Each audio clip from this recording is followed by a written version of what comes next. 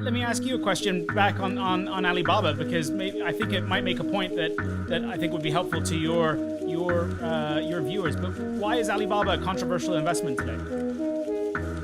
Well, it's controversial. I think the climax was the flush in March when JP Morgan put out the note that Chinese stocks are uninvestable, which gave us the opportunity of a lifetime to bring down our basis materially and increase the size, because we had started a little early, which every value investor knows well, that you start early and then over time you build into it, and that was a tremendous opportunity. It's controversial because I think when people saw that the Chinese government, the Communist Party, shut down the education stocks last summer, there was no telling to what extent they would continue that philosophy of asserting the power on business, on people.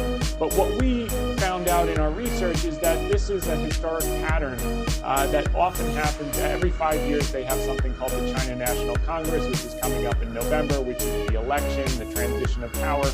And 2 years before that, they tend to come down hard on business to assert their authority, to show that their strength of the government. And usually about 12 months before the transition, they realize they've overshot. Businesses start laying off people who are their constituents, and they pivot.